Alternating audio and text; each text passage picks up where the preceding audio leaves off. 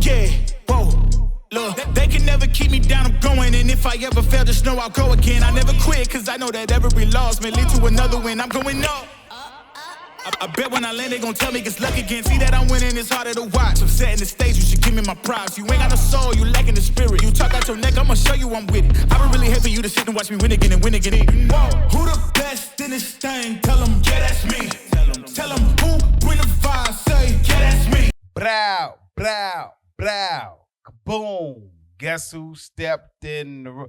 Mic right here. I feel this so good. Shout out. What up? It's the Big PHEEZ podcast. You already know I got my man Sam Walker with me. Like I said, I'm here another week. I guess I must be doing something wrong. So there it is. But I'm here. Shout out to Two Frames Productions. My man Alex, Metro Tom, and my man Sam F. Got the two Sams in the building. Yes, sir. Yes, you know sir. what? I just want to let you know one thing right now. Me and you gonna go in the booth and see who got the best bars. Oh, word? You think you can touch me? Oh, whoa. Pause. But you think, oh, Lord. I'm trying to tell you. I'm telling you, everybody. We're going in the booth. You know what? Put this is one of those clips that I want you to put on that I can put on my page. Put on your page. Just so my folks will be like, oh, Lord, don't do it to him, Sam. Don't do it to him. Don't do what? I'm telling you, I'm going to crush him in the booth. Oh, Lord. New York versus D.C. Might as well real. have the EMTs like on hand because of murder. I'm crush him. Like you might as well have the tape ready. He think his bars better than mine. I'll be like, all right, you all right, but you ain't PHEEZ though. What's the first topic? All right. That's saying, Alex, what's on the menu? Yeah. Sorry, PHEEZ, but I'm betting against you. It's all good, Alex. You gonna bet against? Hold time, you betting against me? Like I said, my bar's lethal, rap. Dude. Trying to tell New you, York. my dude. This dude said he's boss. I ain't trying to be scrucious. I ain't trying to be rude. All right, our first topic is: Does the Tom Brady type QB matter anymore? I'm sorry, that ain't the first topic. You know what the first topic is? What's the first? You know topic? what the first topic what is? Is we'll get to that topic. Yeah, the first topic is Big PHEEZ was out at First Friday. That's the topic. So, ladies and gentlemen, the man who hasn't been out how long? About 17 years. Hasn't been out in forever. Damn near 17 years. Yeah. Was at the MGM. I went to MGM First Friday. I went Shout to out MGM Grand. Shout out. Shout out to Cliff and Clay. Cliff and Clay, that's their party? Yeah, that's their party. Well, so I want to tell them. Cliff and Clay, I don't know them personally, but I want to tell y'all thank you very much. That was a very mature party. Yeah. It was dope. Yeah. Shout out to DJ Analyze. Shout out to my little bro, Aladdin the Prince. Yes, sir. Yes, sir. It was. Yeah. I ain't gonna lie, bro. It was some bad joints in there. Okay. And then when I talked to a girl, the girl told me, she was like, "This a light night." I was like, "What?" It was actually, and it was packed in there. And I was like, "What you mean it's a light night?" She was like, "This ain't nothing." She was like, "The only reason why it's like this tonight is because Maxwell had a concert. If Maxwell ain't have a concert, then you wouldn't be able to move in here." Yep. And you still couldn't really move in there. That's true. That's true. You still really couldn't move in that joint. I was like, God damn. But there was some joints up in there, man. You see that face right there, y'all? You see he was. back. You know what the first thing he said to me when I lying. sat down? Hey, man, we going to First Friday next month? Yeah. He's What's this October? So November 1st. Whatever. November, first Friday, in November. Yeah. I'm coming again. There it is. He back in these streets. I'll be there again. I ain't gonna lie. It was some beautiful women in that joint. There it is. I told you, I brother. was like, God. And see you. And they was fat. There was some juicy joints up in there. Look, every woman I'm you for meet, real. every woman you meet, if I'm around, I'm gonna be like, he's celibate. Yeah. So that way you can still keep the quality. I'm gonna keep the purity going. I'm gonna keep it. But it was cool. To look. Shout out my man Todd. My man Todd was in. My man Todd Stewart. I went to. That's one of my bros. My bros. He went to. We went to Anacostia High School together. His father was the head coach of the Anacostia football team, Coach Willie Stew. My man Todd Stewart. He was on the dude when I left and went to go talk to that dude. Yeah. He was on Real Housewives of Atlanta. He used to date Portia. Oh, word. That dude that you... Yeah, that was Todd. Not Candy Todd. No, I know that. But Portia had a Todd before the African dude. Word. And the he dude that was the guy, that was him? yeah, the dude I was talking to, that was Portia. Wow. That was Okay. Portia dude on the show before the African guy. I'm gonna go. And, yeah, BC, wow. we all Anacostia got the biggest stars in the industry. That's Black dope. China, Todd Stewart, Okay. Lonnie Baxter, Kato June, Big PHEEZ. We all over the industry. I'm You know what I mean? I'm gonna go on a limb and say that Portia probably wished she was with your boy though. Yeah, she missed Todd. Instead of making that other move that she made, I'm gonna just go on a small little assumption on that. Portia missed Todd. There it is. Now my man, it's a Kenilworth all day. Todd from over Kenilworth all day. Anacostia, Todd, what up? There it goes. All right. So I went back outside. I've been back outside. First thing he said to me, y'all, hey, when we going to next week? We going to next time? Yeah, I'm going to that joint. So I told him I might take off, but now I got to check out my man DJ Rez, our piano keys too. On I don't know what day it is, but DJ Rez, our piano keys every week. But that first Fridays at the MGM Grand. There it is. Matter of fact, we all gonna go. There it is. I'm taking Alex. I'm taking Sam F too. Okay. So the first Friday in November. All right. Both of y'all, because y'all off the next day. Yeah, all right, no excuses. We going the first Friday. Sam, I like that. Sam F like, shit, I ain't going nowhere. You going. He like, here they go. All drinks on me. I'm sorry, brother. So what's on the menu? I just had to let everybody know he's back in the sheet. Yeah, I'm back outside. Back outside. Is the Tom Brady type of quarterback relevant anymore? And has the black quarterback become the standard? Woo, okay. All right. I'm going to go ahead. You know what, though? The word relevant is kind of strong. I think that I do believe that the black quarterback, or let's just say the mobile quarterback, because that's what we're really trying to say. No, we ain't. No, we just saying black. We saying black. I mean, listen. I mean, I don't. Relevant is Steve a Young word. was mobile. All right, fair enough. But relevant. What is the question? Because I'm trying to. The question is the Tom Brady style quarterback, meaning the white boy, meaning is the white quarterback that stands in the pocket. Is that the quarterback you want anymore, or do you want the black quarterback that's able to do everything? I'm going to say this. I want the quarterback that's able to do everything. And if that's the black quarterback, then I want the black quarterback that's able to do anything. I think to your point, a quarterback that just stands back there and just throws the ball around, but there's no threat of him running or him actually doing anything else, but just throwing from the pocket. I agree. I think the game has gotten quicker, like everyone says. So I just don't think that Pat Mahomes fucked it up for everybody. But here's the thing though. He did. But here's the thing about Pat Mahomes though. I feel like Pat Mahomes, he has a little bit of the movement of a black quarterback, but he's still like a Pat Mahomes is black. I mean, he is, but you know what I mean. I mean, he's black, of course. But I'm saying that he's still a lot pocket of people forget dude. that. He's still, he's still a pocket. He's still a Pat Mahomes is the prototype for what you want as a quarterback. He can stand in the pocket like Tom Brady. What you mean? Oh, he can stand in the pocket like Tom Brady. I thought you were saying. I thought you was downplaying Pat Mahomes. I was like, you crazy. I'm thinking about the camera. Okay. Yeah, my bad. Camera, trying to make camera you look stuff. Good. Trying to immortalize you, bro. He can stand in the pocket like Tom Brady, but he can move around and get mobile like Steve Young, Michael Vick. You talking about Pat Mahomes? Yes. No, man. Come on, man. We talking about the same dude? Like, I mean, let me tell you. Is he mobile enough to get out the pocket and get some yards? Yeah. But is anybody really worried That's when he about makes him? his most exciting plays is when he steps outside the pocket. But it's not like they have planned runs. It's not like he's like a Lamar Jackson where I ain't say he was Lamar. So, I mean, Tom Brady, I mean, he's ran Michael out the pocket before. Majority of Michael Vick plays wasn't designed. It was because the pocket broke down. Exactly. That's what I'm saying. So, he can run the back. When Pat Mahomes' pocket break down, he could do the same thing. He might not run as many yards as Michael Vick or any of them. Yeah. But he knows how to get the ball out of his hands and get it to his receivers. Yeah, I guess what I'm trying to say is that I've seen Tom Brady scramble. Now, is he a runner? No. But I've seen him scramble. I've seen him get out the pocket. Pat Mahomes better than Tom Brady. Okay, fair enough. F scrambling. But I mean, he's better than Peyton Manning. Well, I'll say this. Let me say this, though.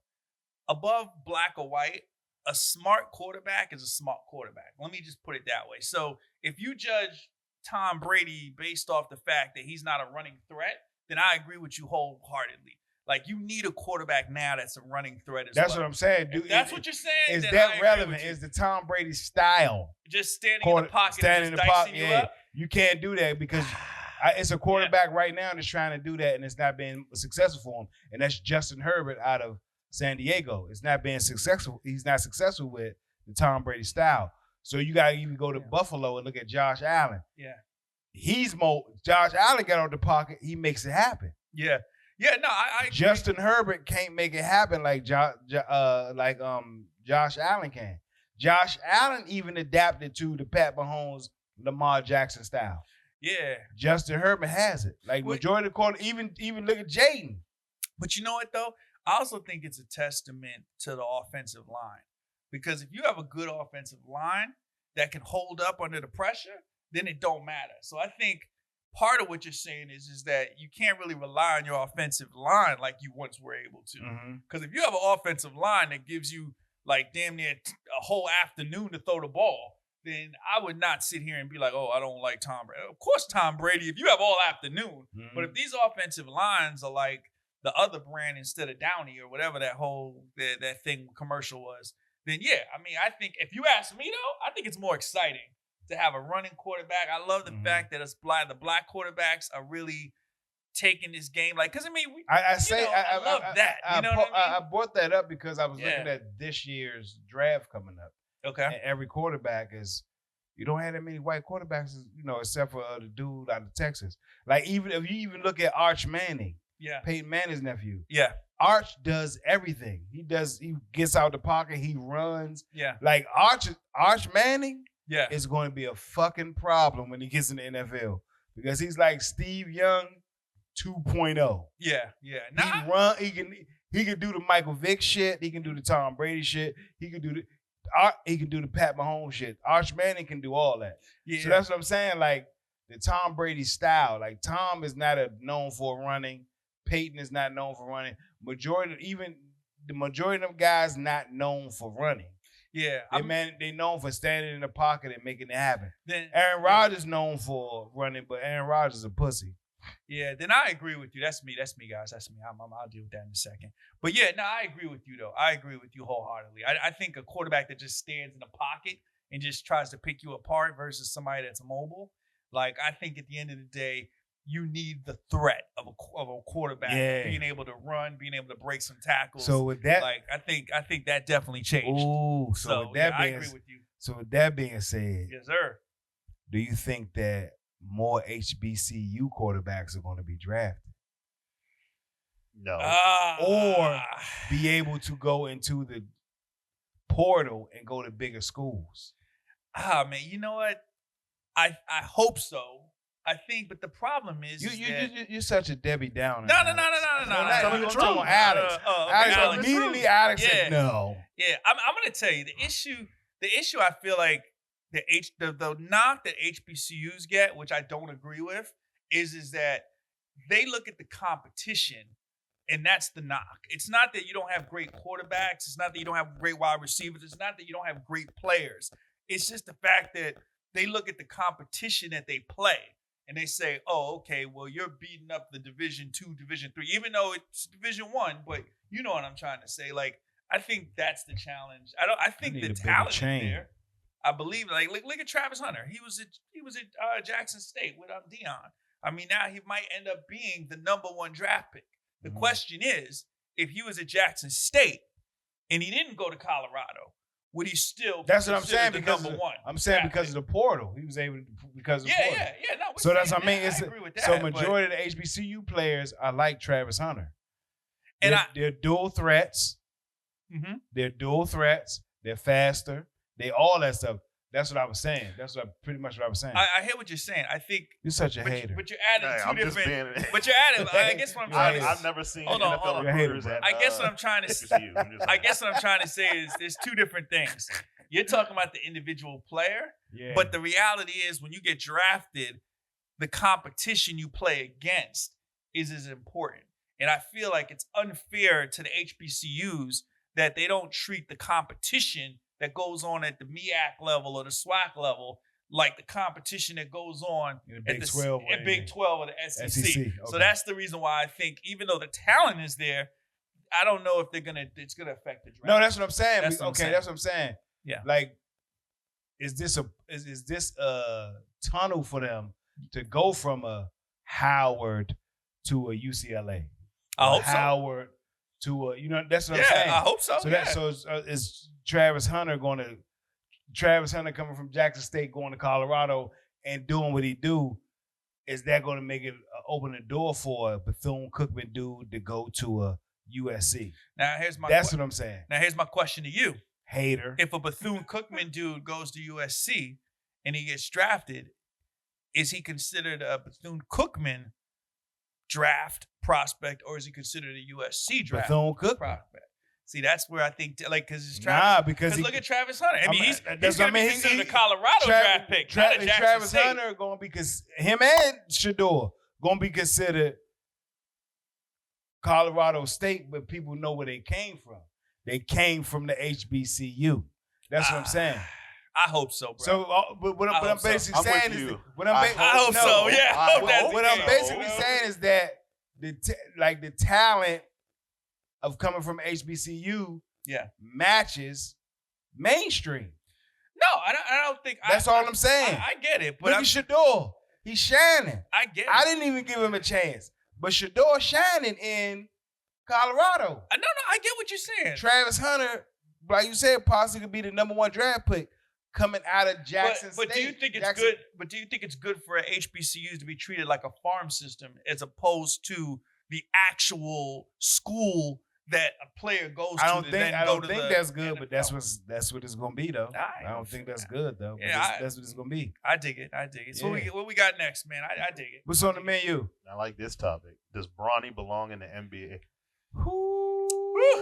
You want to go ahead and tackle that one first? First of all, stop hating on my youngin.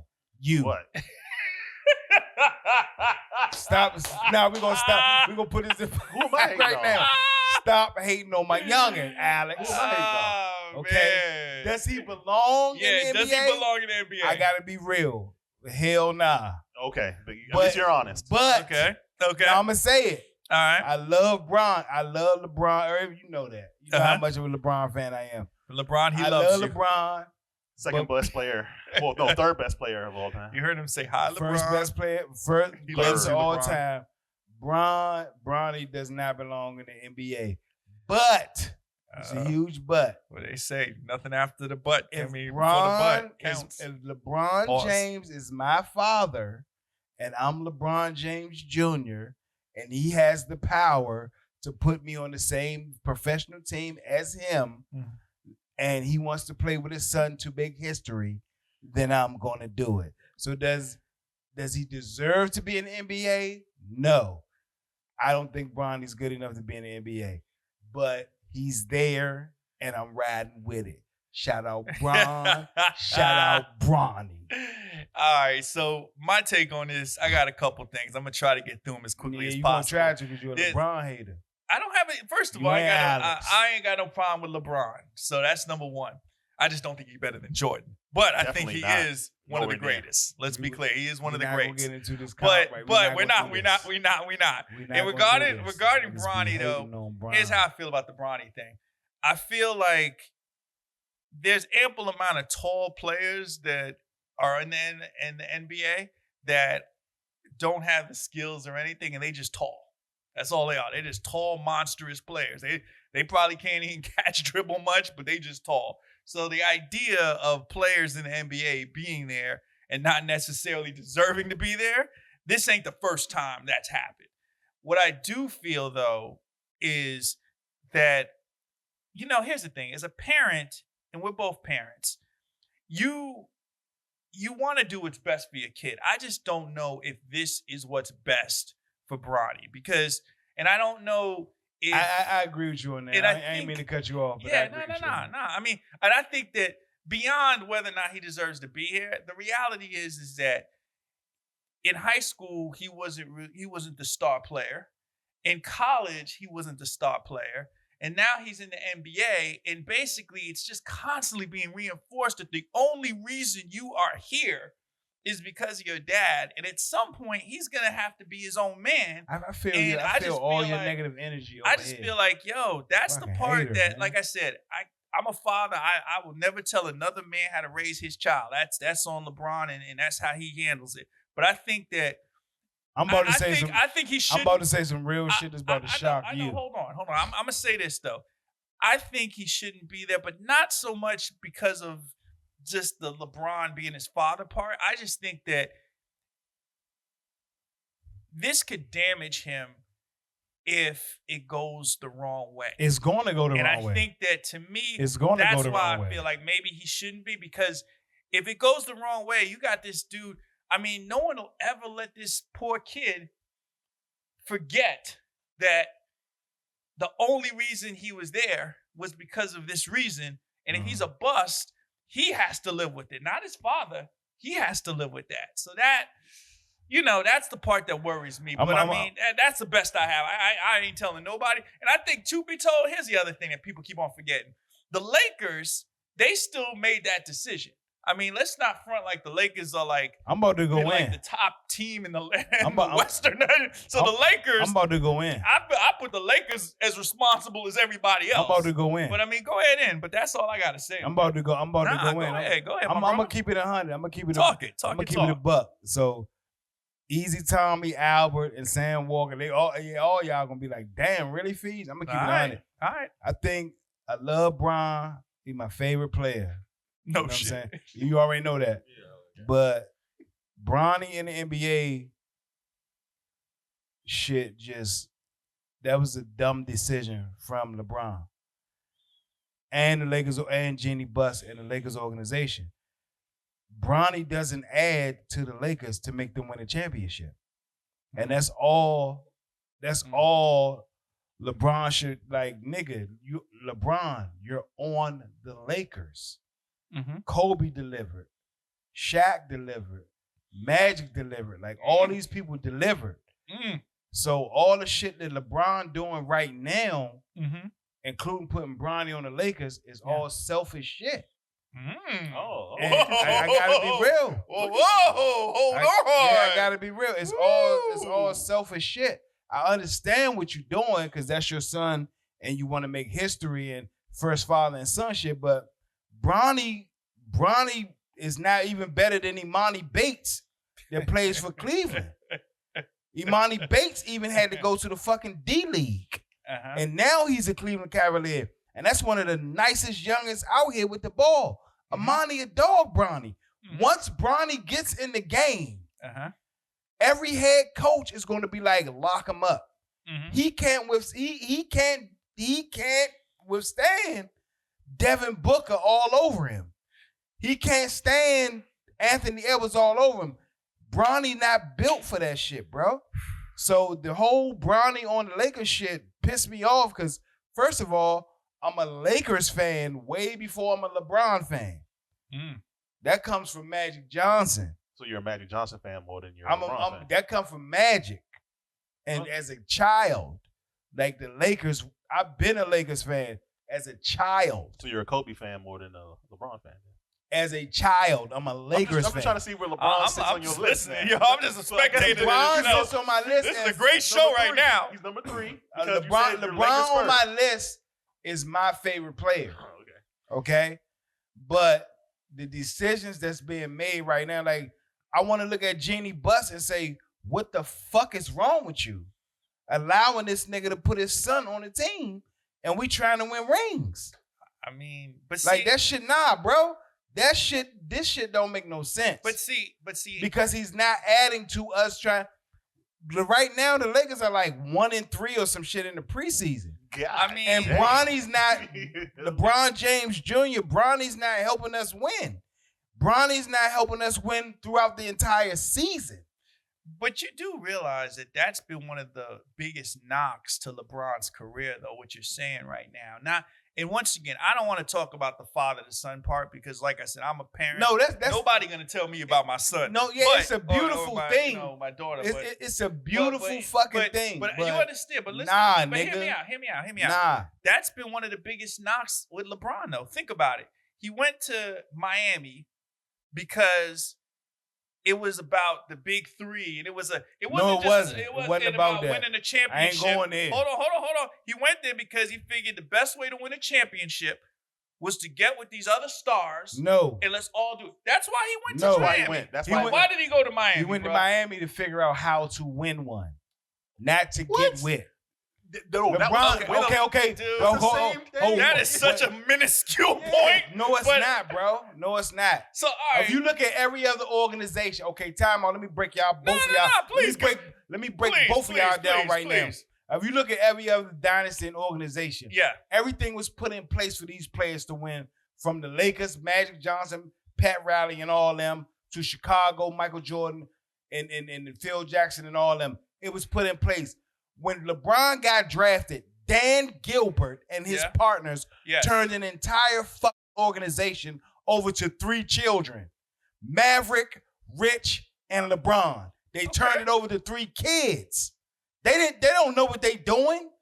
But I mean, So LeBron, no one's Magic, and disputing. Rich was making decisions like it was NBA 2K. They don't know what they but doing. no one's disputing that. What I'm saying though is why, if you wanted to go somewhere to learn how to win, all right, let's say he could have went to the Spurs, he could have went to the Celtics, he could have went to the He Lakers, went to he Miami could have went to for but Miami Pat was Riley. not winning that Yeah, red they were not point. winning. Pat They were trash. Riley was there. One more time, Miami was not winning at that point. So why are you going to Pat Miami to learn Riley how- was there. But Miami was not winning, even though Pat And Riley was there. Why So would I go? Why would I go to the Spurs? Or why They would I were go- winning. winning. No, they were he winning. wanted to. LeBron wanted to learn how to win a championship. Why wouldn't you go Spurs? somewhere that was winning Pat championships? Riley was there. The Lakers. Spurs. It was the connection. Lakers. Where LeBron play All right, now? you know what? Lakers. All right, if that's your point, I'm not even going to go back Yeah. and forth with you on that. But then he goes back I'm to his going down with hometown because he's going to win a championship for his hometown. That's a great story. All right, so you got the Miami story is a great story. Going back to Cleveland Cleveland's a is a great great story. story. And then going out to LA is because he had all that business in Los Angeles. Yeah. So my point is that he didn't just move around and do things in his career strictly for basketball. Now, granted, maybe the early years of Cleveland, you could say that, but towards the rest of his, and by the way, that's also what makes him the businessman he is today. So let's not Shout knock out that. Brown. But the truth of the matter is, My nigga does Brown. it really I love Brown. shock you that he's bringing his son on the team because it makes a No, good it story? don't. No, it don't shock me. It makes a good Yeah. story. Yeah, But as a fan of the team, yeah. it's horrible because he doesn't add to the team to help us win. And then let's talk about Jordan. Okay, Let me yeah. stop. Let's All talk right, about let's somebody. stop. Go ahead and talk about him because ain't none of his sons make nowhere Let's talk nothing. about it. Let's talk about None it. of Jordan's sons even Hey, thought Bronny. they didn't even think about making it to the NBA. Ronnie, good luck, brother. Do you know how hard Good it luck. is to be the greatest of all time? What are you talking about? You can't reach Alex, greatness. Like, what are you talking Alex, about? I'm telling Come you, on, don't man. get him started. Hey, good luck, Bronny. All right. And like I said, I hope the young man, I hope the young man makes it out of this. He won't. I'm sorry. Hey, look, he's All I still gotta do is 19. Bron, Hey, all I you gotta my, say you is- my number 5 favorite. All I player gotta of all say time. is, Bron, I love you, but you probably fucked up Bronny's career by bringing him on the Lakers. Period. All right, fair Like enough. it was just too. That's too much for him when he wasn't even doing that well in college. Like it's too much for him, bro. And I think that was a selfish move on you to pull him on the team and put that much pressure on him. Because once he get on the floor, every head coach is gonna tell his star player, Gonna tear his ass up. go over there, get his little ass, because he don't know what he doing. So I think you just fucked him up. You know where he should have guess. went But to keep learn it to 100. win? Where? Miami. Hey, or Duke.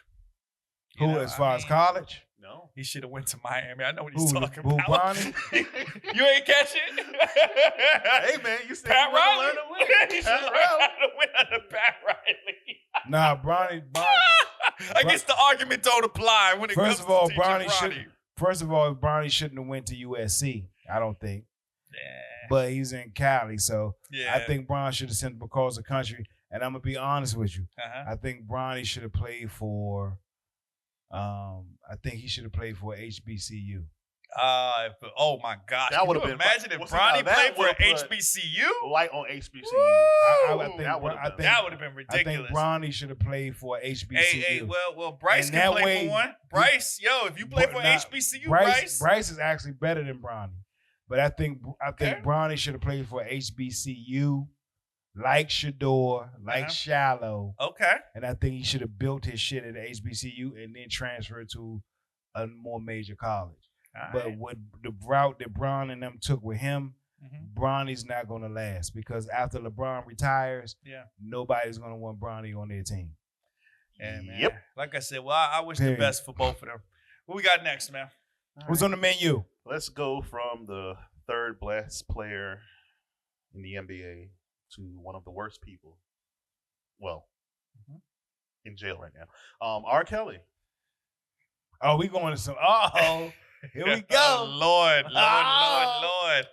Did R. Kelly Uh-huh. destroy R&B?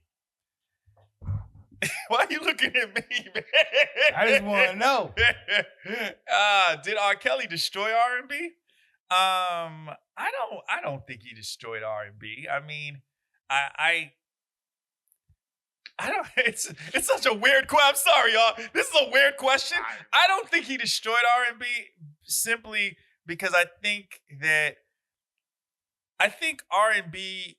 Hell, I think Diddy probably destroyed R&B more than Big. And by the way, I'm not. Let me be clear. Destroy R&B by producing 112 weak ass trash. And I'm gonna be honest with you. I'm not saying this because of what the current situation with both of them is. I think that the merge of hip hop with R&B. No, that's no. Probably no. No. Hear me out. You asked me a question. Let me finish. I think the point. merge of hip hop and R&B and breaking that wall led to the end of R&B in its traditional sense because all of a sudden it didn't have to be as melodic as it had to be. It didn't have to be. If you had a dope ass beat and you could just kind of hum over that beat, then you could be a dope, like you said, I mean, I like 112, but you literally just said, 112's weak. My point is, why were they so hot? Because of their beats, their music. So if you ask 112 don't got no fucking hot beats. What are you talking about? Can't you see? It was a banger, dude. They got 4 songs. Trippin' was a banger. Okay, let me break this motherfucking shit down. Lord. Look, let me just say one more. Allow me to go say ahead. one more thing. Now, go ahead. Now, I will say this, though. I'll say this. I think that R. Kelly took R&B to place that it was. I think his music just saturated the market so much that it really didn't give much life for everything else to exist. But I don't think he destroyed. I think the hip hop fusion of R&B probably is what led to it. But I don't think R&B is dead. I just think that the same way people say real hip hop is dead, I just think that the mainstream just doesn't give enough love to the real R&B. I'm tired singers. of everybody blaming the mainstream. I'm tired of everybody blaming. What's your point though? Why do you think R. Kelly killed it? I'm tired of everybody blaming the mainstream. Okay. I'm tired of everybody blaming the record labels. Okay, let me break it down. All right, break it down. R&B music as we know it, Earth, Wind & Fire, the Isley Brothers, the Four Tops, Temptations, New Edition, Levert, all of these people, all of these groups made love songs. It was about love and loving my woman and baby, I'm sorry, and let me do this, baby. And it was all about couples and being in love, making love, and so on and so forth. Okay. When R. Kelly came, his first album, it was with the R. Kelly and Public Announcement. Second album was 12 Play. Okay. And he was introducing us to Forbidden Love. Oh, fucking wait, Where's the flag? Throw a flag on the play. I need a flag. Throw a flag on the play. Hold on. Forbidden Love is messing around with somebody else's woman. I'm not done. Don't cut me off. Third album, what song came out that he had on there? Down Low. That was about a woman wanting to cheat on her man. R. Kelly is known, his most popular songs are forbidden love. Being involved with somebody else's person. Period. So you act like R&B didn't have that before. No, they will name it. What are you talking about? Name it. I mean, Even Sam looking at you like, what are you talking about? Name What the hell it. is this nigga talking about? I mean, I did my research. I saw Name it. you and him walking That's in the rain. That's one song. She's a super freak. It was super freak. It was Super it was freak. not that. Yeah. Those was one. Those Dude, was one. there was a whole bunch Bro, of R&B those songs was that were one- like talking about Those was one joint. was a part-time lover. Wait a Like, minute. come on, Wait a minute. man. R. Kelly is Wait a also minute, known. bro. I let y'all talk. He's a young man. Wait Forgive a minute, him. bro. He's a Those young was man. one joints. What are you Those, talking I'm not about? done. I'm sorry. Go ahead, Those go was ahead. one Prince joint. was like 5 albums in. Those was What one. about? Those was one joints. When R. Kelly came, he was pretty much emphasizing that shit. What about Prince? You gonna say Prince didn't have no freaky stuff? Prince that- joints wasn't about nobody else's girl. It was about sex, not nobody else's wife or woman. Dude. It was about sex. Michael Jackson had a song about smashing somebody else's girl. Bruh. He's a young man. One He's a young joint. man. Forgive him, y'all. Y'all He's a young guy. not even hearing what I'm We saying. just named about 20 songs.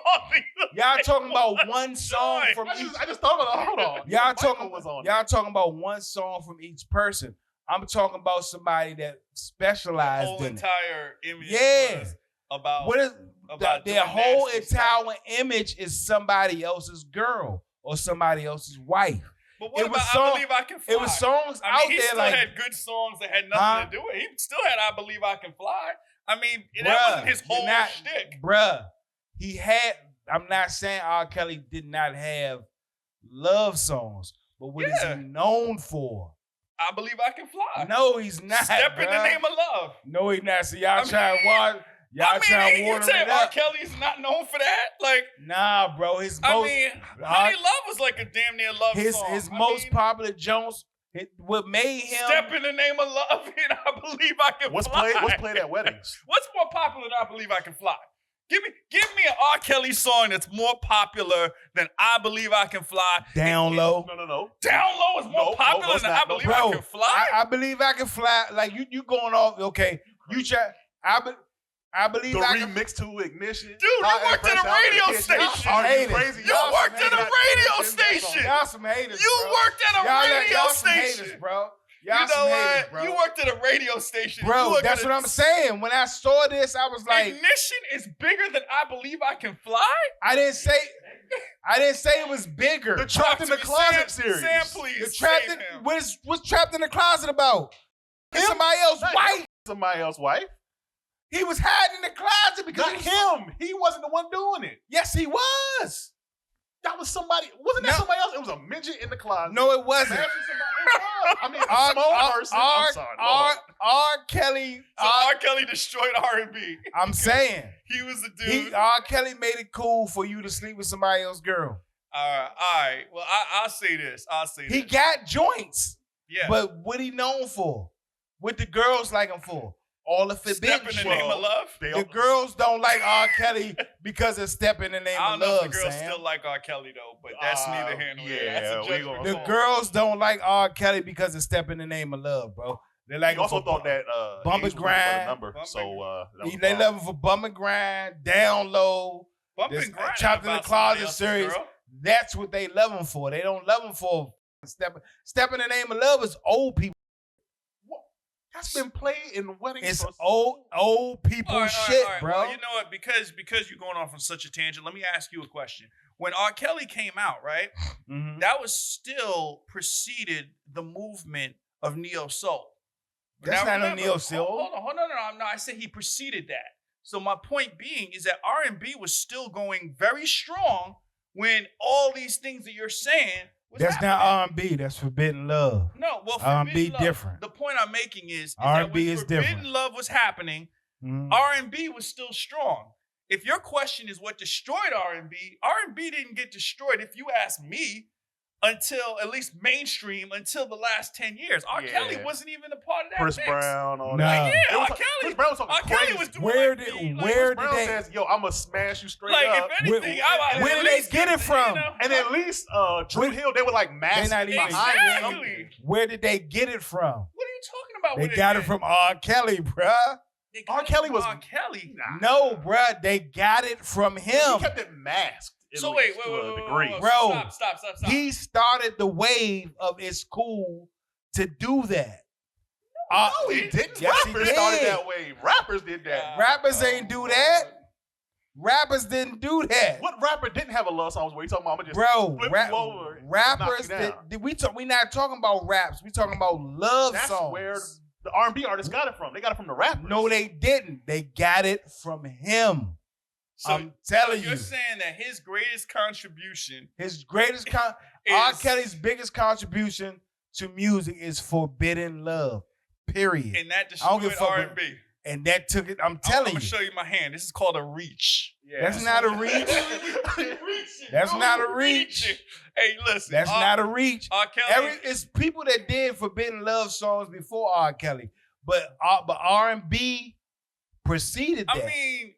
I mean, I saw you. All that shit y'all talking about. Those songs was out, but that shit ain't crushed because it was more. Wait a minute.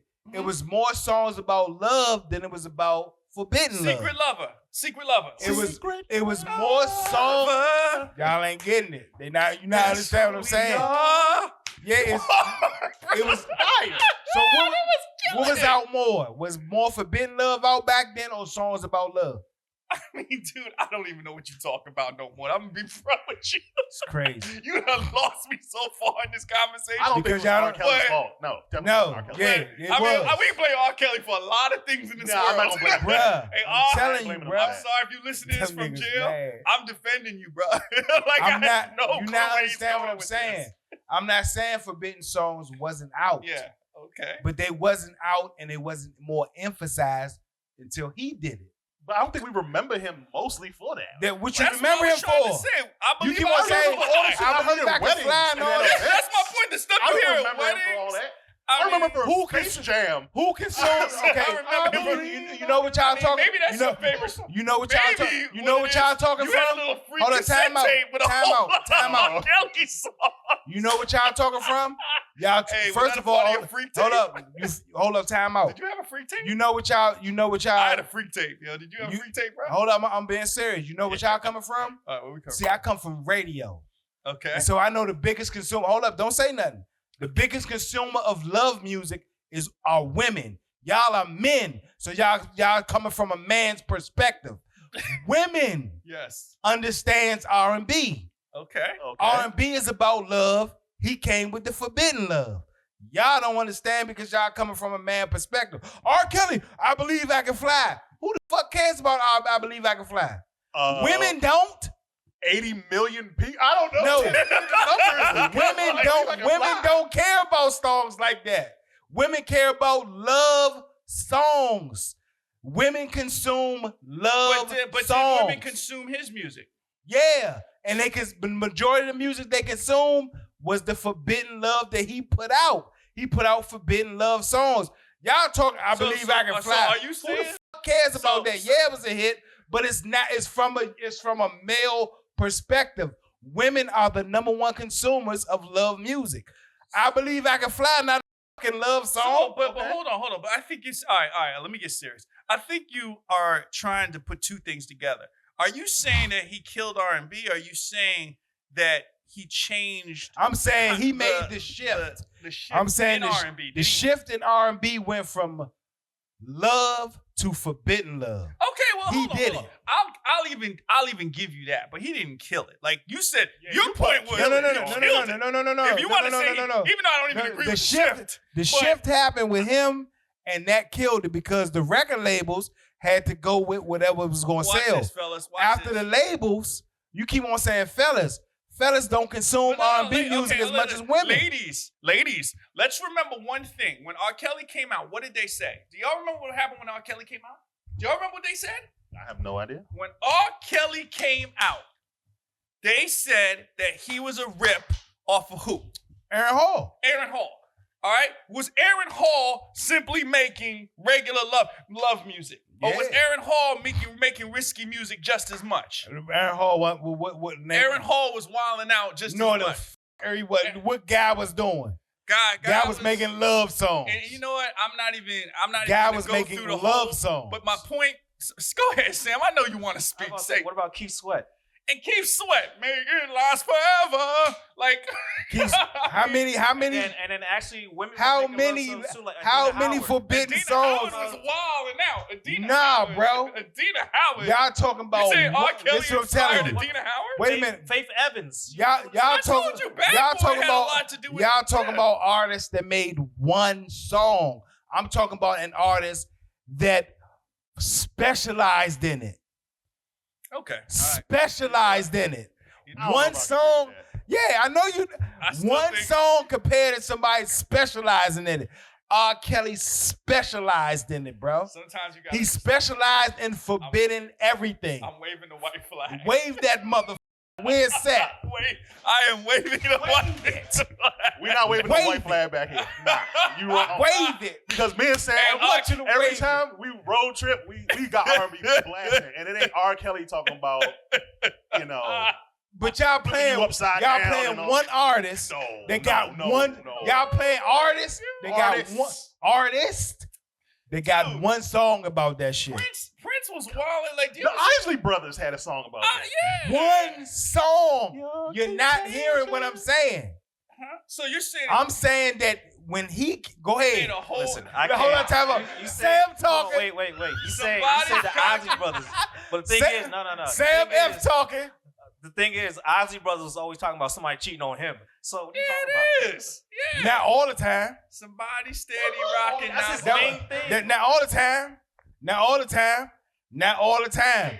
You know what, R. Kelly? I feel What was bad. most popular? What was R. Kelly most popular? What is he know? Google What, his most popular song right His- And what is his now. most popular song? it's, y'all keep on saying, I Most believe I popular. can fly. I'm standing right That's here. the world.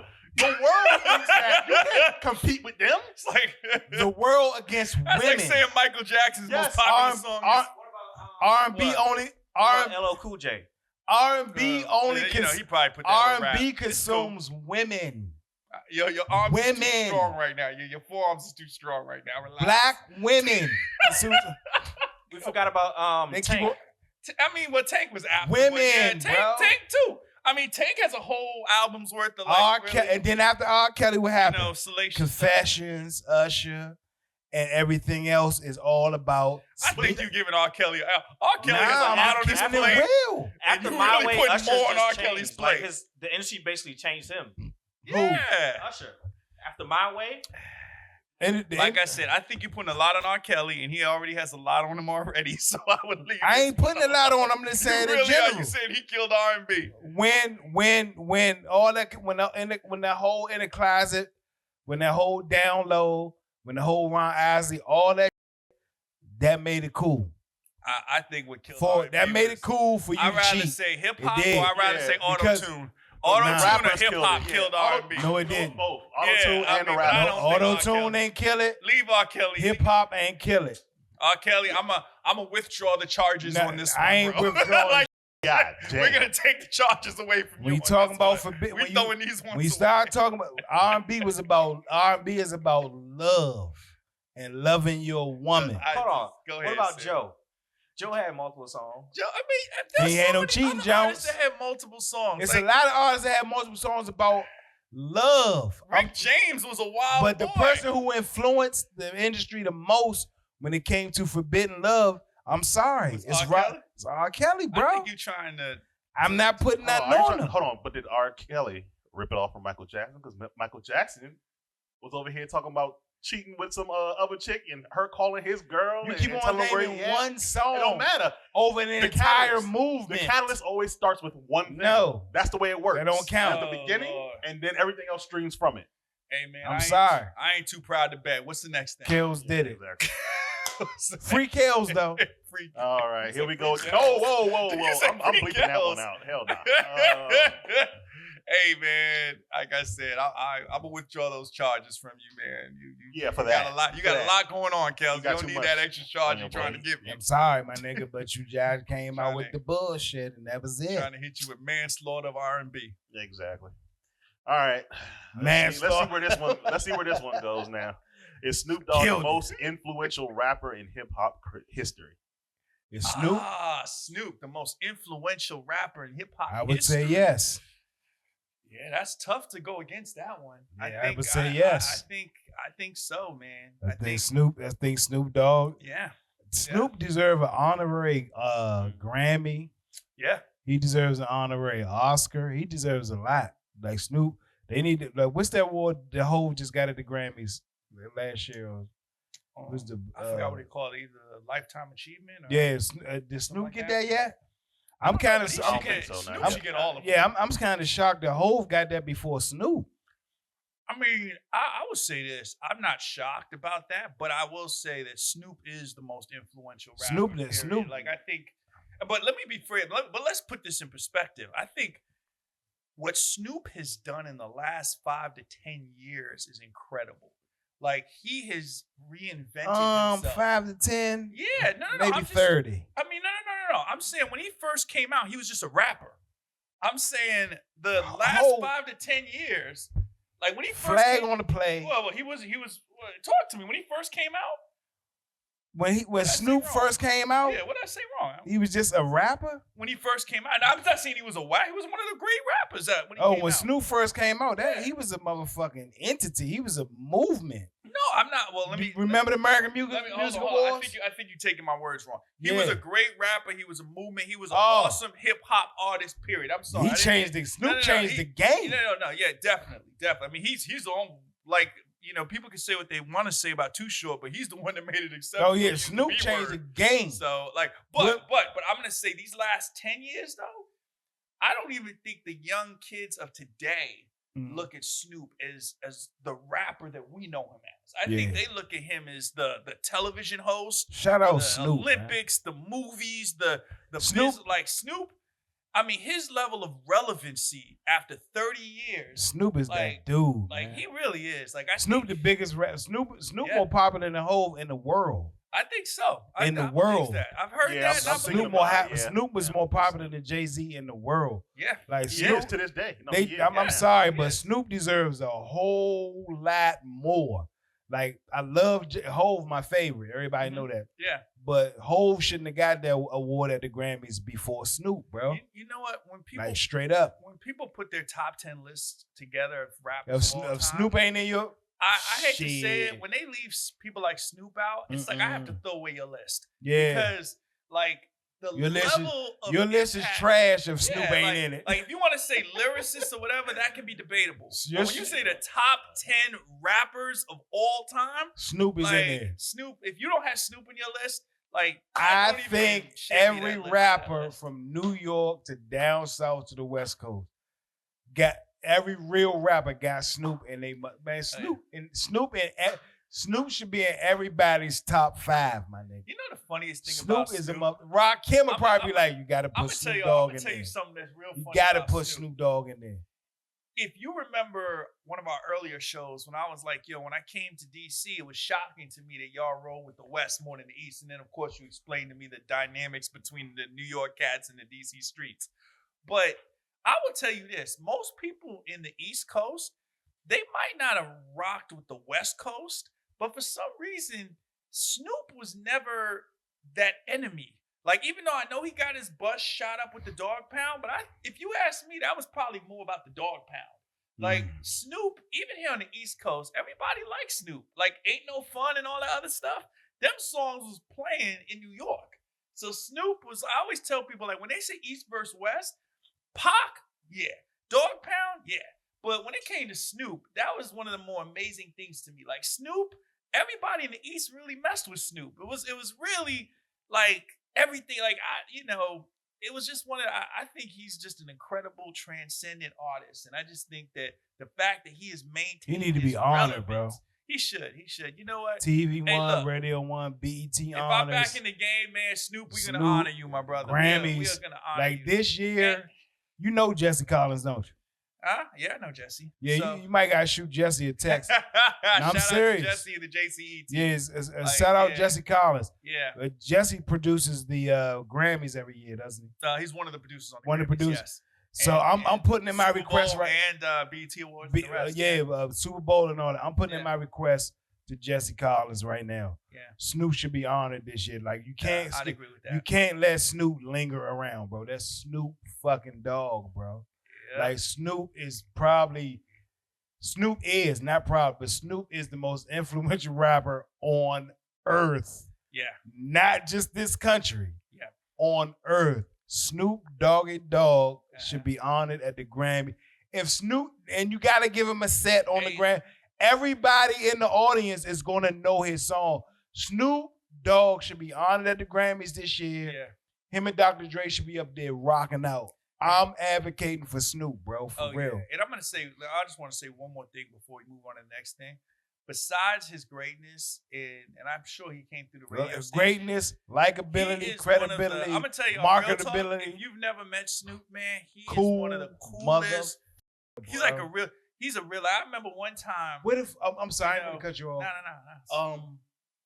Where was we at? We were in 2005. I hosted the Seagram Live tour. This was Raheem DeVon's first tour. Oh, word. Okay. Yeah, when Raheem DeVon's first album came Yeah. out in 2004, 2005. My man Tony Rome, that owned Maven Strategies, and Lamar, my man Lamar Lee King, they were like the president and CEO of the company. CEO, the owner and CEO was Tony Rome, president was Lamar. And they did all of the they used to do, remember Sinbad? Used to be Sinbad in Aruba and all that stuff. Yeah. They did all those. Yeah. They marketed and did all those shows. And then they got Seagrams to do a tour every year with R&B artists. Yeah. And one year I went out and advocated for myself to be the host of the tour. And I was working at WPGC when I was on the radio. And I was up against Bruce and Roland Powell. Everybody knows him now, and it's Lil Duval. Yep. And what I did was Duval, that's my dude too, man. Shout out to Lil Duval. What I did, sorry, Duval, but this is what I did to you for that 2000. This one Duval had dreads. It was Bruce and Lil Duval, and it was me. And what I did to get the tour was I undercut them for money. Because they was winning like 5. I just met him a few years ago, Lil Duval. So I'm sorry. You know you my boy, so I ain't riding with him on this one. Yeah, I'm sorry. I'm sorry I had to undercut you, but I had to get out Black there. men don't cheat. Yeah, so Bruce and Duval was winning like $5,000 a show and $3,500 a show. So I told Tony Roman Lamar, I said, I'd do it for $1,000 a show. Oh, yeah, I know I'm on the radio and I'm as funny as them. They was like, you are as funny as them. We're gonna get you. So I became the host of that tour. In 2005, that was Raheem DeVon first tour, and on that tour, what the fuck I was talking about? I lost the train. No clue. We were talking about Snoop, and you were like, "Hold on, let me tell you the story." I have no clue where this story's going. Is Snoop? Where does Snoop come into this story? In this story? Oh, you were just rambling, just Nah, I was talking. It was a point I had We'll to get make. to Snoop. I know Snoop has to have something to do with this. Let me get. Is Snoop Make sure you undercut edit somebody? all that shit out. Nah, leave this in the show. Does Snoop have I anything forgot. to do Because with you just had an old man moment. This some old nigga. I was on the road and I was This like, dude had a Biden moment. Hold on.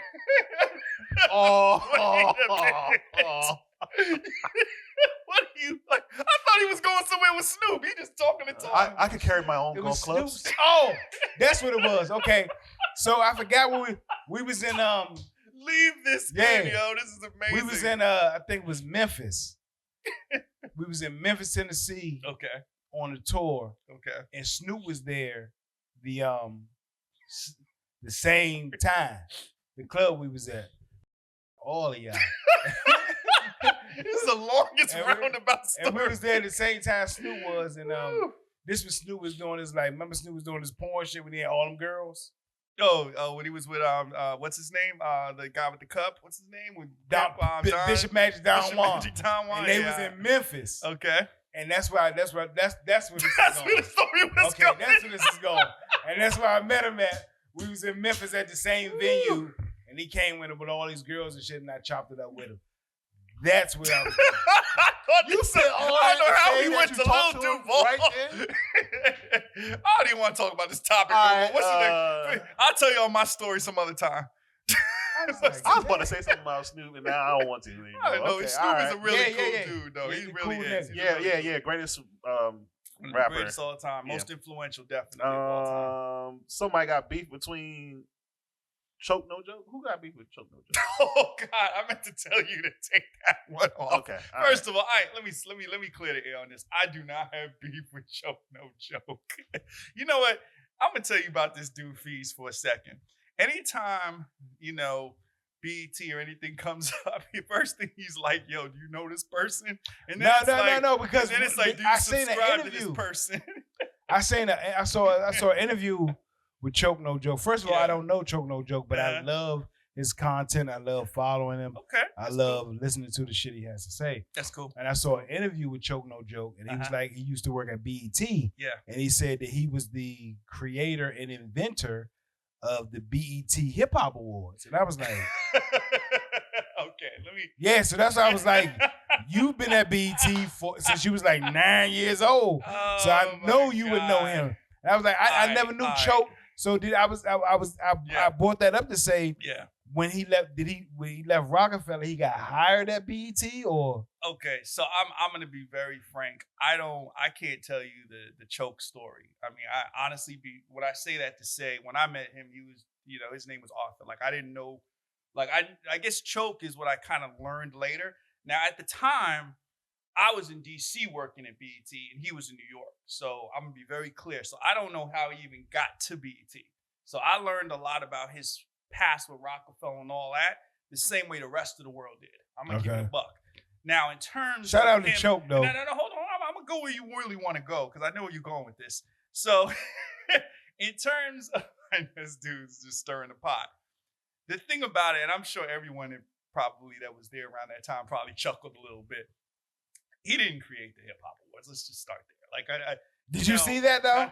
I saw that. I saw the clip. He didn't create the Hip Hop. That was my idea, and Stephen Hill took it, and they came out with the shit. I was like, damn, did he do that? I'm gonna tell you a lot of times what happens, and this isn't just BET. This is just corporate crust structure in general.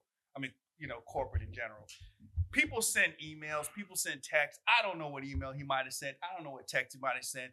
The real history behind the Hip Hop Awards, as I recall it, was that we used to air the Source Awards on BET. And, what happened was we kept on airing the Source Awards, and the Source Awards did relatively well on BET. So when they stopped doing the Source Awards, or maybe in this part, I can't even tell you if there was a contractual thing. I don't know what happened, but we stopped doing the Source Awards, but it did do very well. So the question then became, all right, well, it's in theory, the Source Awards is a hip hop award show. So from the Source Awards, the following year, we ended up just doing the Hip Hop Awards. Now, I don't know what was happening with the Source at that time because God knows it was so far back. I don't know if the Source was going through its changes. I don't remember what was happening with the Source Awards. I do remember that Source Awards did well. We knew it did well. We were like, yo, we're BET. And they weren't doing their show anymore, I don't believe. And we just said, boom, we're going to do the Hip Hop Awards. That's how the hip hop. What are you doing? No, I'm listening, bro. Oh, okay. I know. Brown shit is up. So the idea that he created it is that's false. And I think, and let me clear something up for every single body. So what Choke said specifically he created it and then told Stephen Hill about it. Shout out to motherfucking Stephen Hill. Yeah, but shout out Steve Hill. But he said he created it and told Stephen Hill about it, and they gated him like, nah, that shit not gonna work. And then once he didn't work at BET no more, then the next year they came out with the BET Hip Hop. I'm gonna tell you. The real deal is that I was in a whole nother city in a different place in the whole damn company, and they were talking about the Hip Hop Awards. And this is how do you know the idea didn't originate from him? Oh no, because it was talked about with us, like independent of what was going on in New York. So you get what I'm trying to say? Like if something's happening, it was circulating already down here. Exactly. So it was happening already. So it's the fact that he might have said something, and it might have been like, oh, that's a good idea. But that's like, I'm gonna give you a good example. I'm gonna give you a great example. and this is when I'm gonna put myself on Front Street. I was the one that sent an email to Steven about the ciphers. I think as people that know me, I used to rap. BT Yeah, the Awards? ciphers, yeah. Mm-hmm. I mean, it's so funny. I mean, I actually saved that email somewhere. So, you know, I told him, yo, it'd be a great idea to do Real a shit thing on the this ciphers. podcast. You see Go what I'm ahead, saying? talk your Sam. But let me be crystal clear. And see, this is me saying something, but to bring about a bigger example. Because, you know, I mean, Steven's my boy and everything, but, you know, he's not a hip hop dude. He'll even tell you that firsthand. So the word ciphers is not naturally going to come from Stephen Hill. Like, that's just not, if you know him, you know that that's not naturally going to come from him. Right. So I'm the one that was like, yo, I think it would be dope for the hip hop awards if we had something where there's a rappers from different cities and they all kind of, you know, have the same beat and they basically pass the mic from city to city. Now, that's So the ciphers came from you. That's what I'm trying to say. That was, because the name definitely came from me because they ain't coming from Steven. And he even said in a conversation, it was like, hey, my man created a ciphers. Hold on. But let me be clear about this. But I want to be clear about this. Now, I do know that Jesse, him, were trying to think about different things that they can do for the show. And it was kind of like, oh, that would be a good idea. Now, what they created from that is obviously 3 or 4 rappers listening to a beat in one location with the location of the rapper being put underneath them. So my point in saying this is this. I might have sent the email that led them to saying, okay, boom, yo, let's call this thing the ciphers and let's put a bunch of rappers on this, you know, in this show and have them, you know, represent their cities. But how they executed it, that's something that they did. You see what I'm trying to say? So my point but execution can't come. Execution without the execution can only come from an idea. But that's the point I'm trying to say. So like for me, Denzel said. But my point is, let me be clear. My point is that stuff like that happens all the time. So when people are like, "Oh, that was me," or "I created this," and I'm like, no, I might have started the path to getting there, but we all created it.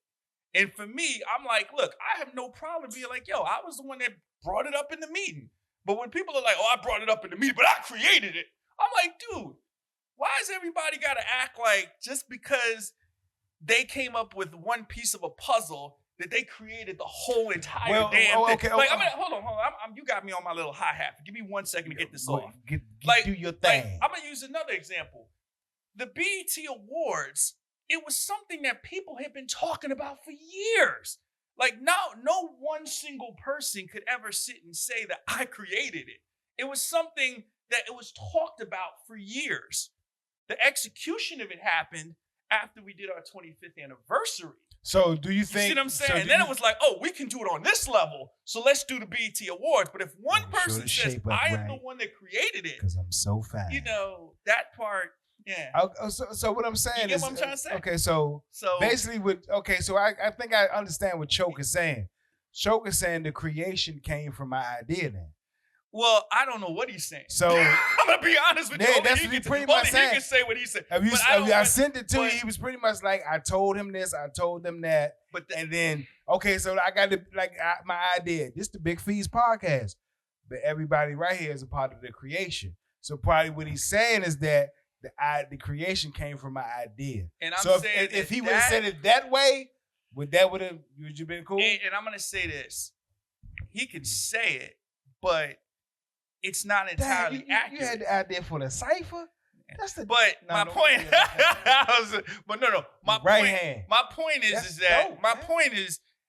in saying this is this: he might have sent an email.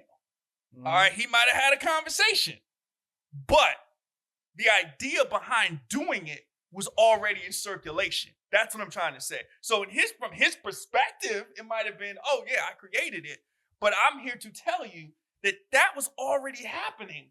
Like, so you said before he came out and said, before he came out and sent the email to talk to Steven, people were already talking about that. That's my point. Oh.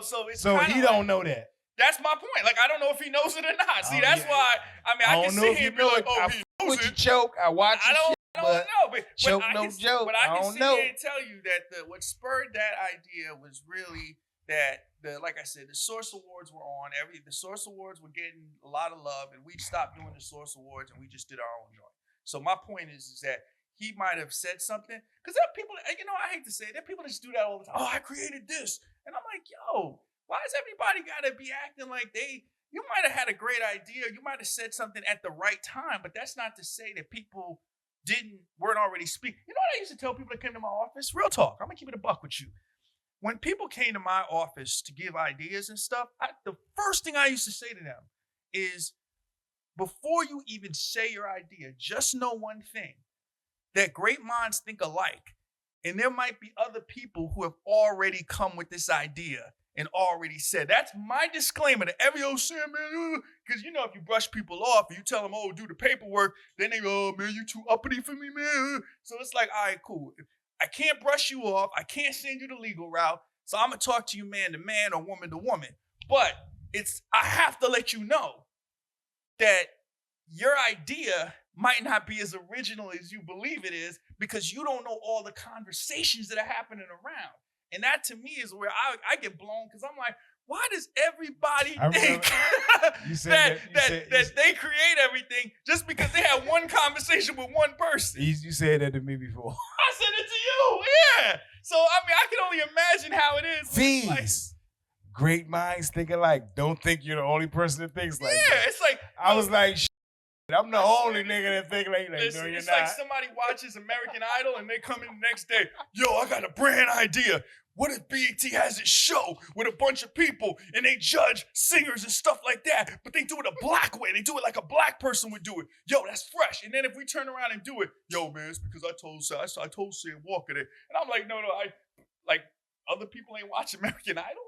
like you the only one that ever watched American Idol. There is a black one on Netflix that already happened, yeah. and on HBO Max. There's like 3 of these shows that already exist. I'm just saying, I tell everybody, whenever someone says that they created something, they started something, I tell everybody, whenever someone thinks they created and started something or whatever, I say take that with a grain of salt, excuse me.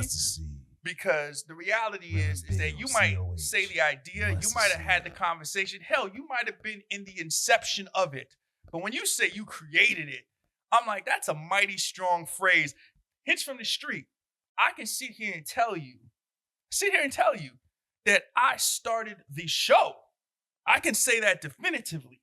I started the program. Y'all remember Hits from the Street? My team and I created the show. 106 in Park.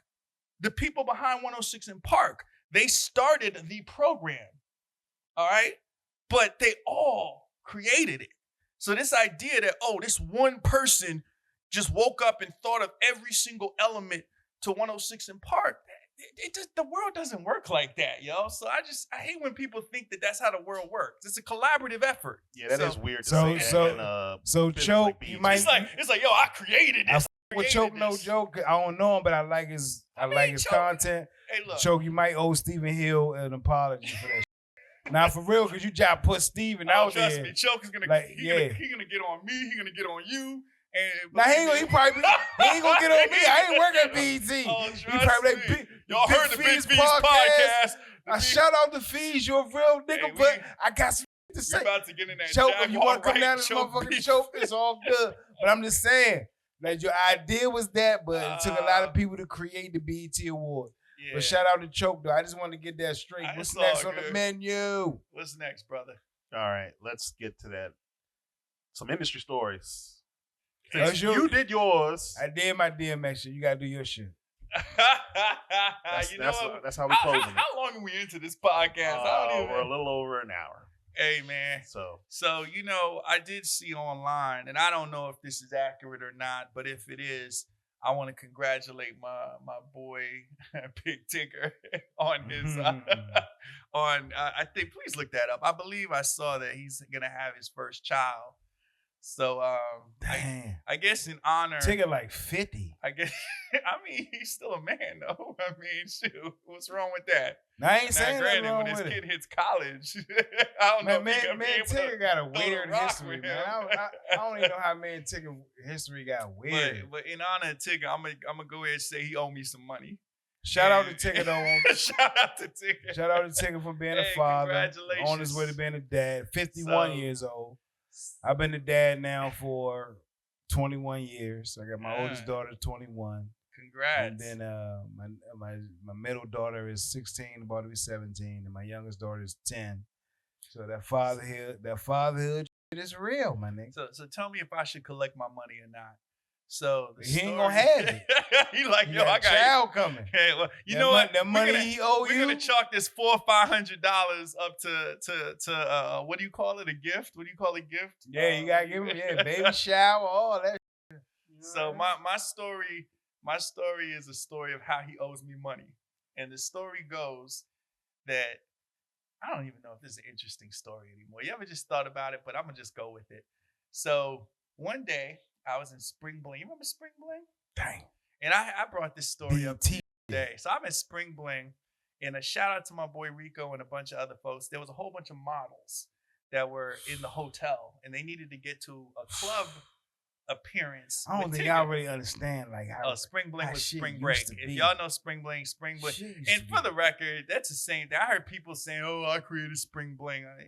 I'm not even gonna get into that. But the point is, so I get me and my crew get called to bring these models over to freaks. I ain't even, but basically bring them over to Tigger's party, right? Now, me and my crew, all we were doing is that we're at the bar just drinking, bro. We ain't doing nothing but just drinking. Spring Break was at Daytona Beach or Daytona Miami? Beach. Daytona. Daytona Beach. I mean, it was in Miami, but this one was in Daytona Beach as well. So anyway, so me and my crew, we came from a day of shooting, sweaty, nasty, not looking like we in any way like we're gonna go to a club. We walk probably 15 to 20 of some of the baddest women about 3 or 4 blocks. Because basically what happened was Rico came and was like, yo, can you fellas help me take the models to Tigger's party? So I don't know with him having a baby if his model days are over, but we'll go ahead and say what it is. Anyway, we end up going to the party with these model chicks, right? We pull up to the door. You know at the door? And I don't know what happened between them and the door. But me and my boys, we end up heading back to the hotel. Like we figuring it's the end of the night, right? Mm-hmm. We walk the girls to the club and we leave.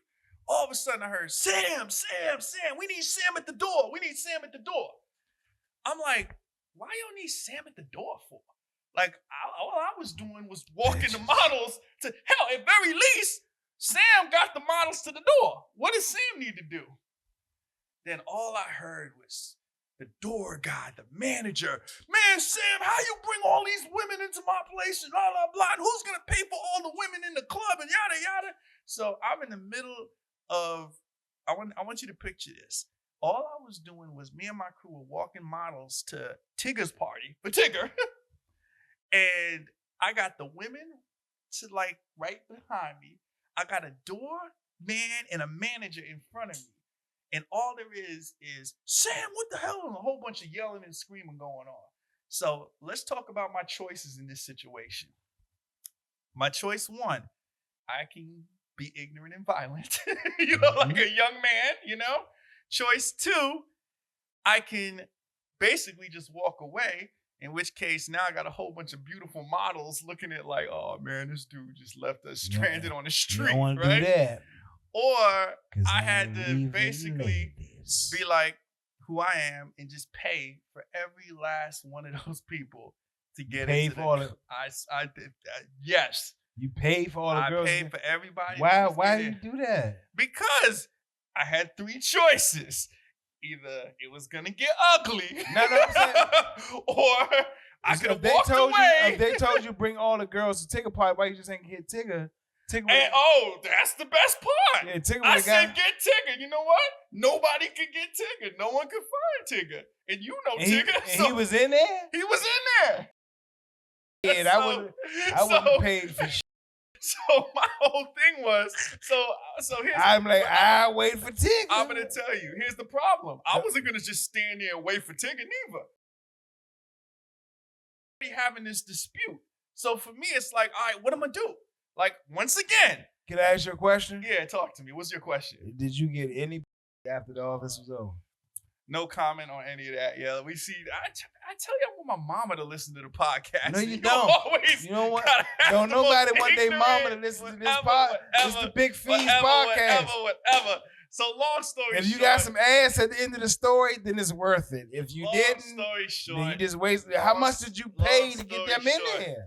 I paid about either 4 or 5 bills for everybody to get in. And when I ended, did I pay for? No, I told them that I was. Did y'all paying wind 4 or up 5 seeing bills. Tigger? So, yeah, I saw him. Did he? Oh, that's what he owe you money for. That's what he owed me money for because To you this know day. because Tigger hit me with this. I don't know. And I'm like, he hit me with the Winnie the Pooh. I was just Scooby-Doo. like, yo. And I'm like, dude, let me get this straight. And by the way, while this is happening, the women are around him. So I'm just like, I don't understand what happened. And so either way, I paid women to drop the 4 or 5 bills. And then you know who they send to go get the money? You dropped the bill. Did you? No, I'm sorry. Did they have like drinks and all? No. Hold on. I messed up part of the story. I told them that I'd give them the 4 or 5 bills, the people at the door, whatever, because they knew me. I was like, I got you on the 4 or 5 bills. Just let everybody in. I'm figuring they ain't never gonna see this 4 or 5 bills any damn way, right? You know what they send to get the 4 or 5 bills? And later, like after, I'm thinking I'm never gonna see these people again after I got them in the spot because I promised to break them off with 4 or 5 bills. Mm-hmm. They sent fly tie. So Ty, I love you to death, my brother, but that just shows you how much I love you because when Ty came, I was like, Ty don't know nothing to nothing. So I just said, you know what? Let me just go give Ty the bills and just call it a day. Let me But take either way, so let me they take a did drink get of my the 4 or 5 Open bills, but Tigger, you still owe me those 4 or 5 bills that I gave Ty that day because Ty ain't. We ain't Ty gonna wasn't get him innocent now because he about to bystander. have a baby. You gotta Huh? save your money. Hey, look. I'm gonna say that my gift to him is the 4 or 5 bills, and congratulations that you owe me from 2004. But congratulations either way, my brother. And yeah, man, that's my interesting story. And Damn, so he's 51, about to have a baby. yeah, So this baby gonna be, when his baby 10, he gonna be 61. yeah. So you gotta stay alive till you about like 90 to watch the full. I'm just keeping it 100. 51. Would you have another one? But I have another. How old am I now? Yeah, I have another child. I have 2 more. Mm-hmm. Yeah, I would. Mm-hmm. I think it's interesting. You know what's interesting when you have a child? I don't know if I'll be in the game and I don't know, but I think what's interesting is when you do hit like 50 and 50, your perspective on children is a little different because I guess you've already done the party and you've already lived your life. You've already it's like what more?